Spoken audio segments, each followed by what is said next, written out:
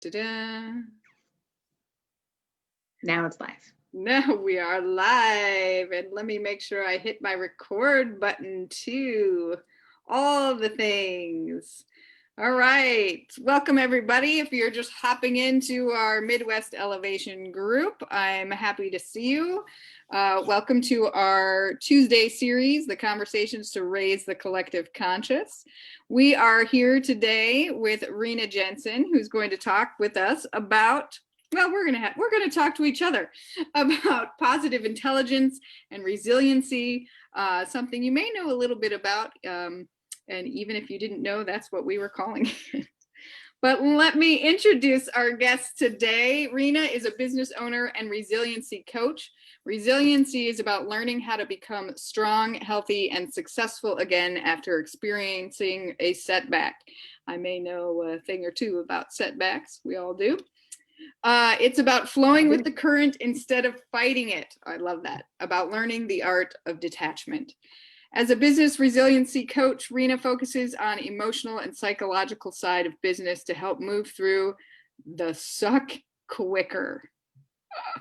I love it. We are humans stepping into roles, and it's important to be able to recover quickly from those setbacks. With her BA in business from Coe College, certifications in NLP, CBT, mindfulness, and continuous learning, Rina has curated a variety of tools in her practice. Dog mom of 2 pit bulls, a native Iowan and captive, Rina is committed to helping her community grow and thrive. So welcome, Rina. Even though you are a captive Iowan, you are not actually even in Iowa right now. I am not. That's true. Some of your people probably recognize this most amazing background that I've got, that I'm sporting today, because I am in Texas visiting the one, the only Alex Kobel-Frakes, who is the co-founder of the Agenda Period. She just had twins last week. And let me tell you, they are the most adorable girls. I mean, how could they not? I'm not surprised. Right? Right. Well, that is so amazing. So, yeah, we've had Alex captive on the show. We've had Alex on the show, and she talked about the Agenda Period, and it was, it's a lifesaver in so many ways. And so awesome that you are there supporting her while in her new role as mama. So very awesome. Yeah. All the way from Texas. So let's, Rina, by the way, I love the way that you that you talk about your coaching and business work, because it's so real, right? Real life, to get through the suck, right? The sucky stuff. Thank you. And there's a lot of muck. There's a lot of, ebbs and flows in business and in life.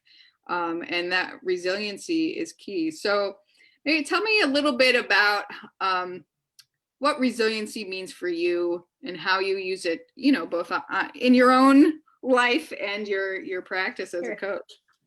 Yeah. Resiliency. So that it evolves for me. The definition and what I think of resiliency evolves for me. And when we talked about doing this, the definition that you had in my bio is no longer how I view resiliency, but I wanted to leave it there because I wanted to have a point of conversation, right? We think of being resilient as being able to bounce back after something happens. The truth of the matter is we don't bounce back. We're not the same person after we experience an adverse event. Whether it's a minor trauma or a major trauma, we are not the same person. And so for me, resiliency has evolved into this thing of being able to move through the suck without having the overwhelm, stress, and bombardment of negative emotions. It is about being able to have more positive thoughts and seek the opportunities in our challenges rather than focusing on the negative crap that we have right in front of us all the time, especially right now. Yeah, especially right now. I really love that your shift in that definition because we are changed, anything, it doesn't, we're not the same, especially when a setback is huge, or there's grief, or there's loss. And there's a lot of that happening, not just with, grief isn't just the loss of a loved one, but it can be the loss of a job, or even the loss of, how you normally do life, which we're all sort of experiencing right now. Yeah. So I love that you point out to, focusing on the positive and finding the opportunity in the setback, which I think is really hard for people to do.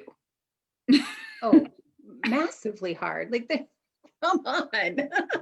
I've been doing this work on myself for the last probably 3.5 years. And there are still days that I am like, there's not a damn positive thing in this right now. Like, this is all complete and total bullshit. Right. It's true. So how do you work at, because I'm the same way, and I've been, you and I have actually had some similar training in mindfulness and experience with cognitive behavior therapy.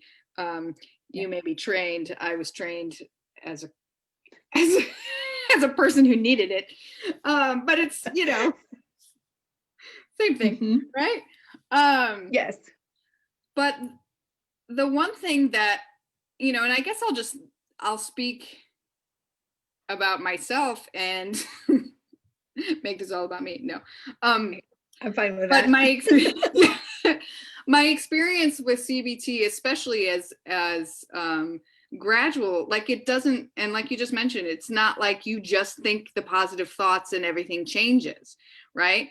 It's and I was so resistant to that, because I'm like, you dig in your heels and you're like, but stuff is crappy, and I want to feel that way, or not that I want to feel that way, but but those feelings are valid. So so maybe say a little bit about how we validate, right, the negativity that's happening, while still sort of shifting our focus to the positive. Sure. The negative feelings absolutely serve a purpose. It is like putting your hand on a hot stove, right? We need to be able to feel that pain so that we are alerted that something needs to shift.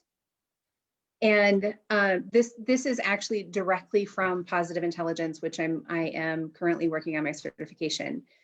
And that idea, like I am all about feeling the feelings. I had one of my most majestic meltdowns a couple years ago, a couple days before my birthday. I think I was turning 44.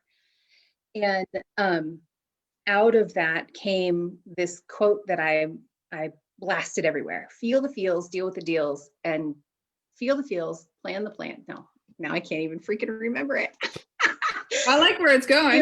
Deal with the deals, plan the plans. We cannot move past something if we refuse to acknowledge the feelings that we have about it. That's huge. And that's where it's so huge. And that's where a lot of people get stuck. They're like, okay, well, I don't want to feel this feeling, so I'm not going to. And then we get sucked into this toxic positivity.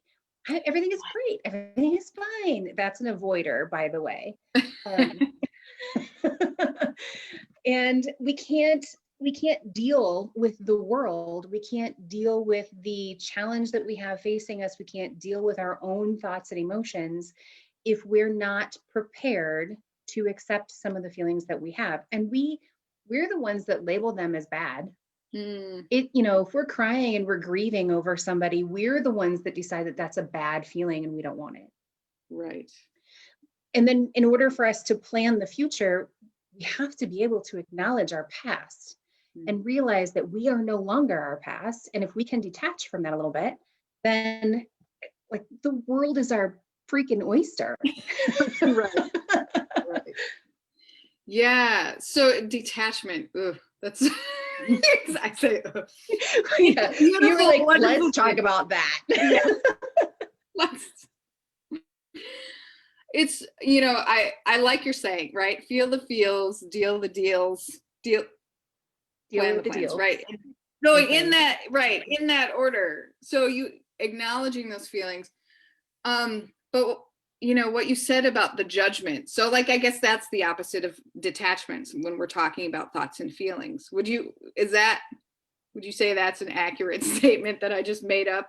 That the judgment is maybe the opposite of detachment when we're talking, right? Because, and I'll find this too, like you can, when you're, upset about something and then you're like, you get upset that you're upset, it just like adds on the layer rather than this, that detached noticing, okay, I'm upset about this. What's it about? I'm just going to stay curious. And, and then what? See, And this then is where what? and that's where I get stuck. And then what? Right. So then what is, then we decide, do we want to continue to feel that feeling or do we want to move on from it? Because that's also up to us. When we talk about detachment, it's not necessarily so-and-so doesn't exist, right? It's more along the lines of, I don't care so much about what so-and-so thinks, says, or does. And the ability to detach from that is really our ability to give zero craps about things that aren't relevant to us. But we are it's so ingrained in us, and we're so programmed to believe that we have to have validation from external sources. And so that detachment is really what is an art. We don't have to hold on to what our mom thinks of us, right? Or our dad. We don't have to hold on to the fact that our ex was a narcissist. We don't have to hold on to any of those. And once we can let go of that and move and flow and like do this like dance, I just really like watching my hands in the video right now.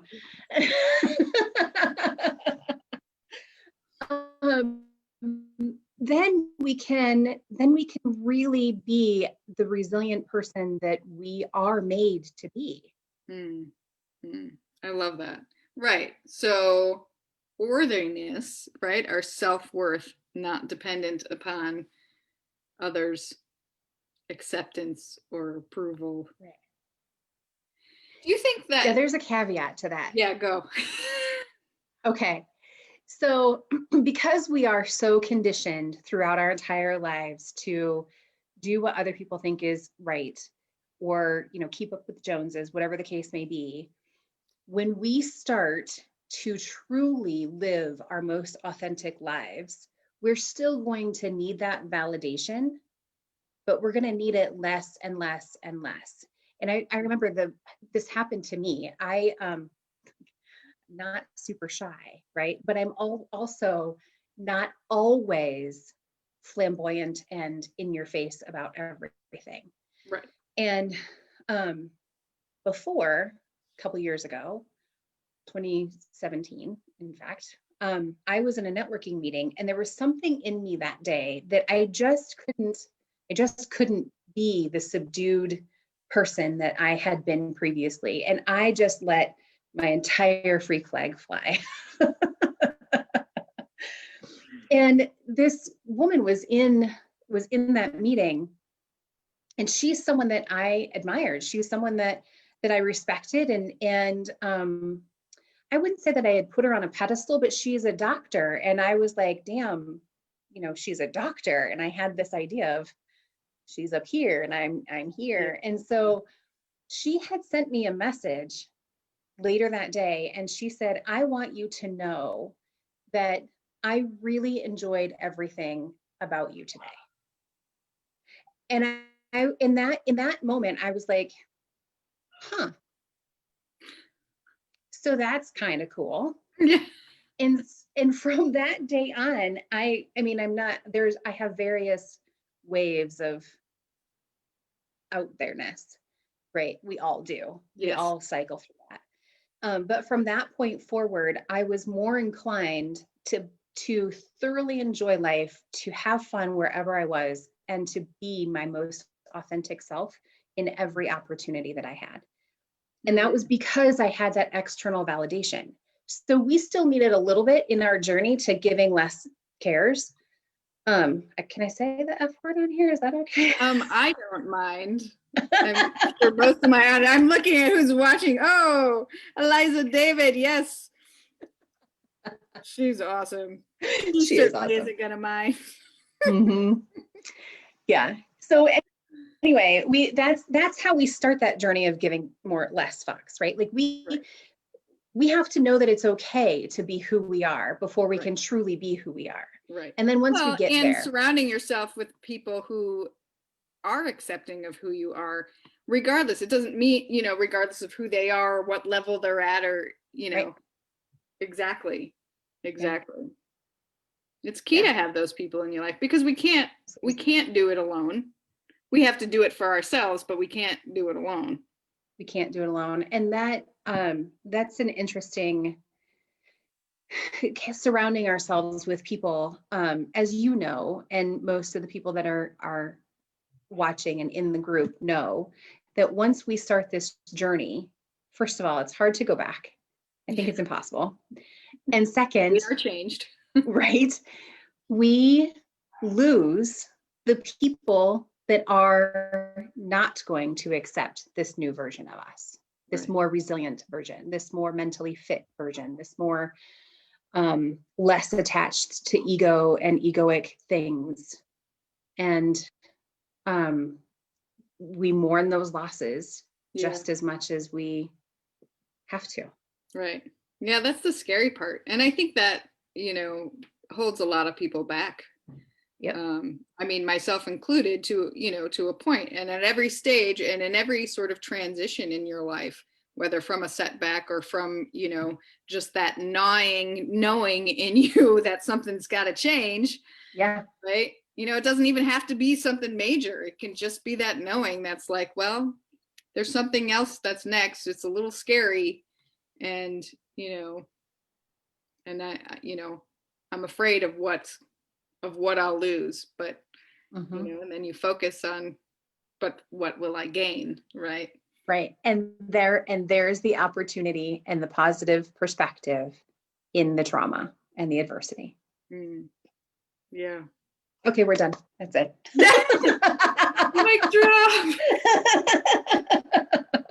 That's it right there. Well, do you, I love it. Let's talk a little bit about what you're up to. What are you doing today? I mean, so, okay, pandemic hit, everybody had to, pivot. You're doing this coaching work. You're doing, maybe just give us a little insight into how that was for you, or how it is, because we're still in it. We're still in it. Yeah. So, the pandemic provided me with the most amazing opportunity to go within and not do a complete overhaul of my practice, but pretty much a complete overhaul of my practice. At the beginning of the pandemic, all of my clients were small and solopreneurs, individual business owners, right? And so they were all dramatically hit. In 1 week, I went from having a decent client base to having 0 clients. And there was a lot of growth that happened in that. So during this year, I have established boundaries with parents. I have let go of expectations and thoughts, and sharing that story of how I set that boundary with my dad is one of the things that has been crucial to the growth of my business now. So now I'm still coaching. I'm creating and curating content for, not supposed to share. Oh, something secret that we will announce later. So curating and creating content, helping women in business, helping women really find themselves and live their most authentic life in every aspect. So I'm so tired of people in general, but women specifically, being shamed for everything that they love, that they could potentially love about themselves, from what they do for a living, who they are, how they place themselves in society, but also for their spirituality, their sexuality, their sensuality, their femininity, like all of it. Yeah. And I'm done. I am done. And you are not alone with being done with all. Right. Right. In fact, there's a lot of amazing women watching right now that I know who share in your sentiments. Yes. Like it is our time to tell everybody to kick rocks and like get on board or get the fuck out. Like this is where we're at. Right. And so I have my individual coaching practice where I also hijacked a group that I didn't start. I don't know who did. Whoever started it went away a long time ago. And so I ended up being an admin. So I hijacked that group. It was the Corridor Women's Entrepreneur Group. And my friend Kristen and I changed the group to not just pretty faces, because like we're freaking smart and funny and beautiful and magical and sensual and fearless and leaders and all the things, right? So that group is in its infancy in that iteration, and we're still developing what exactly that looks like. But yeah, I'm definitely still coaching individual clients. I'm doing some corporate work through Positive Intelligence, so that's awesome too. And if you or anybody watching wants to talk about spirituality, kinks, shadow work, like any of it, I don't care. I am your girl that will help you normalize and just embrace and embody everything about you, about yourself. I love that. This is why we're friends, Rina. I know, right? Shadow work. You know, I didn't really pick up the word shadow until maybe a few years ago, or even like more recent than that. And I think the shadow work is something that I know that I've been afraid to do, because you know, you have this sort of overwhelming sense of whatever is that dark side is not good, or you should just you need to keep a handle on it. And you know, as we were talking in the very beginning, right, you have to just feel the feelings. And that shadow work is that same, you know, in that same line of thinking. And I apologize if you can hear my ferocious dog in the background. I don't know if you guys can hear him, but anyway, he's like this big and he thinks he's the as I lose my train of thought. But the shadow work. So shadow work. Yeah, just maybe give some insight if folks haven't really heard about what that means or what that is, or the shadow self. Like, what is this shadow self? So it's interesting that I've heard that word a lot in the last couple of years as well through my journey and this side of my life. And I was the same. I wasn't really sure, and I wasn't clear on what shadow work's intention really was. And I started reading a book. A friend of mine was like, hey, will you facilitate this book club for me? And the book was Existential Kink. And I brought it with me. It's here in Texas with me because I'm still reading it. I'm still working on some of the things that are in there. Awesome. But somebody did ask earlier. My cousin Deborah asked where in Texas you were, by the way. I forgot to. El Paso. That's what I thought. I was going to write it, but I didn't want to be wrong. All right, so you brought the book with you. Yeah, I brought the book with me. If you are at all interested in exploring your shadow side, this is an amazing book to read. There's also a Facebook group that you can get in on. But anyway, so the idea of shadow work to me at the beginning of this journey was like acknowledging that there was stuff there and being okay with it. But that's not really the case. What is there, Rita? I don't want to know. So for me, right, I know, like I'm not really looking. So I'm sure a lot of people have heard the explanation that shadow work is really, we are one side of, or we are two sides of one coin or two sides of one mountain, right? And the shadow side is the stuff that we don't necessarily want society to know about. Mm. Well, in the book, she talks about having is evidence of wanting, and that we need to be able to acknowledge that we have in our lives the current situations or lack of money or whatever negative thing that we have, because there's some part of us that wants that, that wants to continue to sabotage ourselves so that we can continue to be a victim, so we can be taken care of by our parents, so we can, whatever the case may be. And that, it was, let me tell you, the acceptance of that part of the shadow has been like, I'm not even sure that I have proper words to describe how enlightening it was. And it's something that I weave into the work that I do with my clients. Like, you can tell me that these are your goals, but I know you're going to sabotage yourself. You know you're going to sabotage yourself. And why? Right? Like, Right.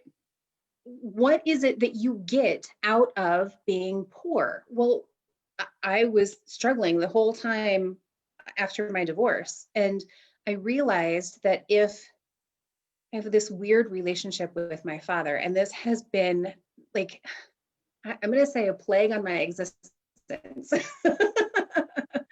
Like many of us have, right? But it's such an important piece of who I am and what held me back, that I wanted to be taken care of by him because that was the only way that he showed me love. But I needed to be independent because I was tired of being berated. Like, it was an amazing opening for me to realize that if I remained in this poor state, that he would take care of me. And if he takes care of me, then he can't die, because then who's going to take care of me? Right. Right? That's the kind of work that 2020 has allowed me to do this year. That's beautiful.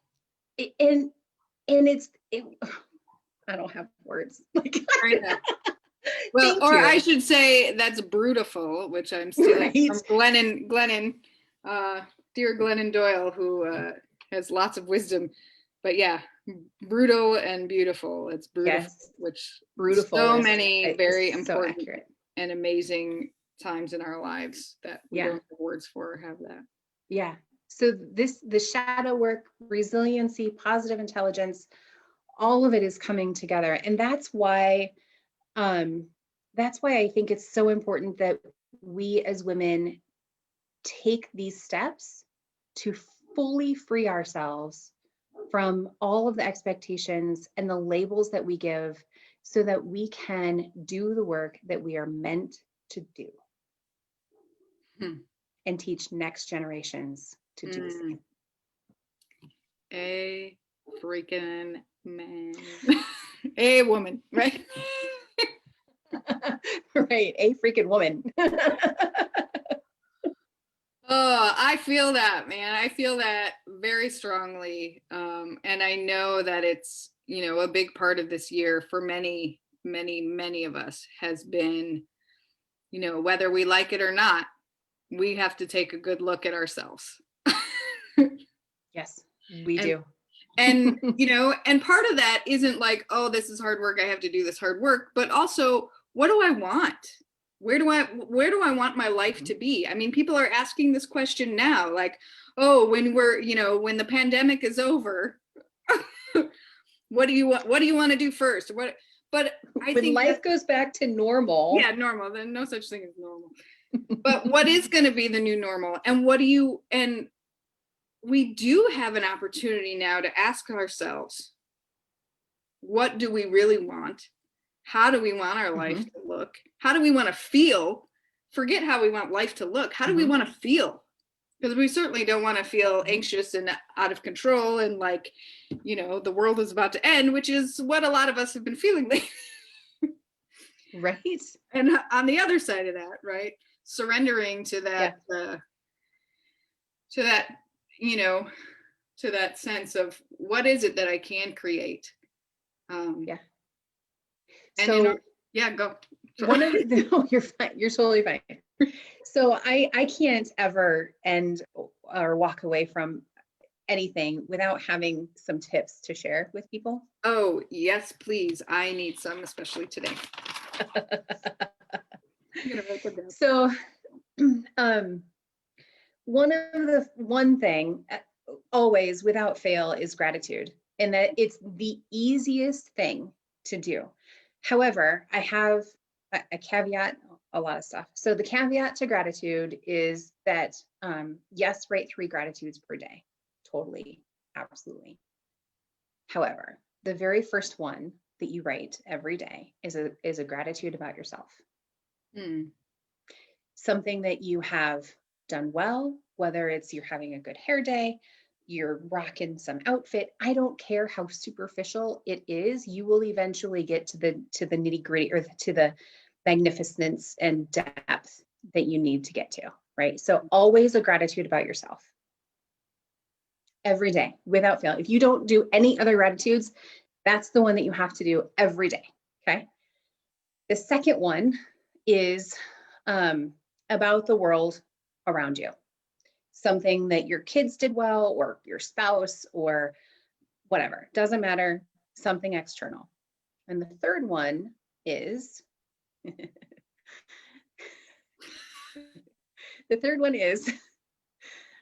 want you to take a second right now and think of the person that grates on every single one of your last nerves. That is usually the response that I get. Right? So when that happens, when you think of that person, you have a physiological response, right? You have like a sinking feeling, or your heart rate increases, or your breathing shallows, whatever the case may be. You have a physical response to that person. That is that person having power over you. So if you write a gratitude about them, one gratitude, one thing every day, it shifts your perception of that person. It's not meant for you to be best friends with them. It's not meant for you to forgive them if whatever they have done is unforgivable in your opinion. Right. It is all about you having the power to think of that person, see that person, interact with that person, or even see the name of that person without having a response. That trigger. Right? Yeah. Yeah. Yeah. And I know I've done some of that work before in a previous iteration of my life. And it's it takes practice. It takes lots and lots of practice. But when that time comes where you're like, wait, aren't I supposed to be feeling mad? Wait, I'm not. Oh. You know, it's like, I'm free. Right. You're like, yes. Yeah. So the other tip that I give people is a 10% tip. Sorry. My inner 12-year-old just popped into my head.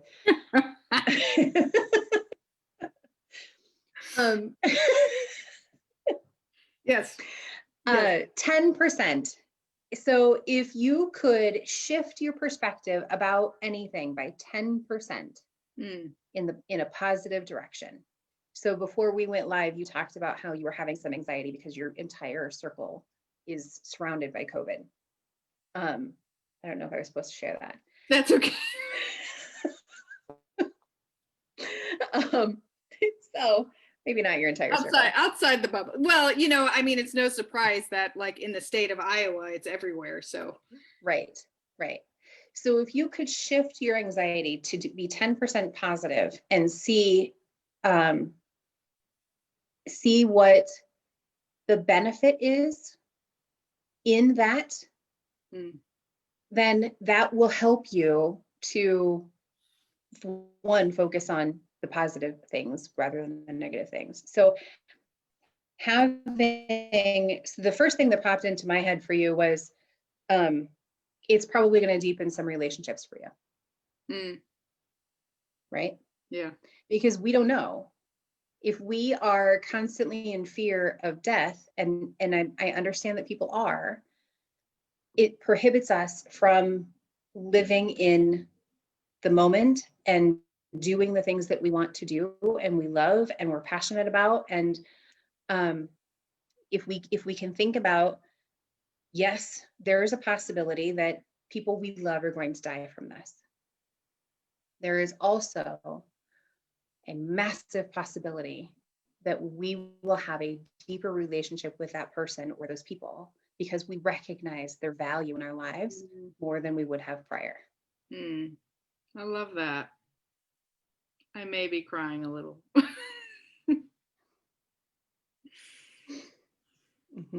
Yeah, that's good. That's good. Yeah, it's not an easy path to get through because, again, we are conditioned to see the negatives and think of the all of the wrong that could happen. We're supposed to plan. We're supposed to, and not plan like we've dealt with everything and we've felt all the feelings and now we can plan, but we're planning like doomsday is coming. That's why we have doomsday preppers. That's why people are buying all the freaking toilet paper. Like, that's right. What our society is going through. Yeah, totally fear-based. That's such a more concise way of saying it.